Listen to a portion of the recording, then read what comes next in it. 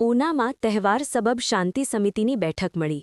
જિલ્લા એસપી જયદીપસિંહ જાડેજા સહિતના પોલીસ અધિકારી ઉપસ્થિત રહ્યા. આગામી ચેટીચાંદ, રમજાન ઈદ તેમજ રામનવમીના તહેવાર નજીક આવતા હોય આજરોજ ઉના પોલીસ સ્ટેશનમાં જિલ્લા એસપી જયદીપસિંહ જાડેજાના અધ્યક્ષ સ્થાને મળી હતી, જેમાં ઉના ડીવાયએસપી મહાદેવ ચૌધરી, પીઆઈ નિલેશ ચૌહાણ સહિતના સ્થાનિક પોલીસ અધિકારી હાજર રહ્યા હતા.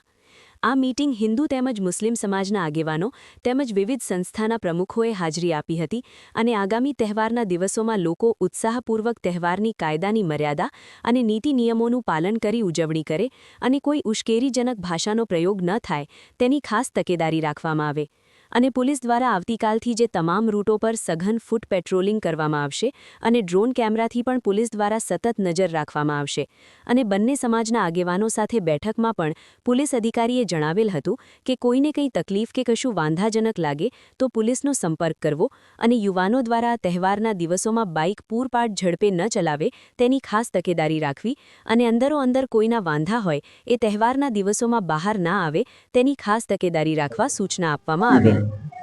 શાંતિ સમિતિની એક બેઠક હતી સાહેબ, તહેવારો આગામી દિવસોમાં આવે છે.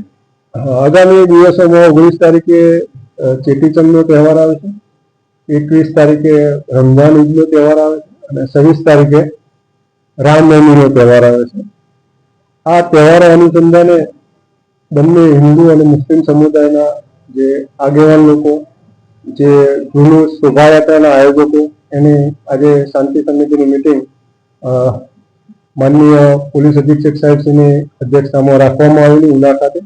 એમાં બહોળી સંખ્યામાં આગેવાનો અને એના કાર્યકર્તાઓ જોડાયેલા. તહેવારો દરમિયાન પોલીસ અને પબ્લિક કેવી રીતે એકબીજાને સાથ સહકાર આપી અને હર્ષોલ્લાસથી, કોમી એકલાસથી તહેવાર ઉજવે એ બાબતે પોલીસ તરફથી સૂચનાઓ આપવામાં આવી. આયોજકો અને એના તરફથી કોઈ પ્રશ્નો હોય તો એ બાબતે પણ ચર્ચા કરવામાં આવી અને હંમેશની જેમ જે ઉના શાંતિપ્રિય એક ટાઉન છે એમ આનંદ ઉલ્લાસથી તહેવાર બંને કોમો ઉજવે એ માટે બંને સમુદાયના આગેવાન અને આયોજકોને પોલીસ તરફથી અને સૂચના અને માર્ગદર્શન આપવામાં આવ્યું. રામનવમીના તહેવાર દરમિયાન આપણે કેટલો પોલીસ બંદોબસ્ત રાખવામાં આવશે? રામનવમી દરમિયાન એક તો પોલીસ અધિક્ષક સાહેબ શ્રી પણ અહીંયા હાજર હોય છે. ડીવાયએસપી તરીકે ડીવાયએસપીનો પણ કેમ્પ હોય છે. પીઆઈ અને પીએસઆઈ ડિવિઝનના અને જિલ્લામાંથી દરેક પોઈન્ટ ઉપર, ધાબા પોઈન્ટ ઉપર યોગ્ય માત્રામાં બંદોબસ્ત રાખવામાં આવે છે અને તકેદારીના ભાગરૂપે ડ્રોનથી પણ સર્વેલન્સ અમે લોકો કરીએ છીએ. મેન્યુઅલી એટલે ફિઝિકલી રૂટ ઉપરના ધાબાઓ ચેક કરીએ છીએ.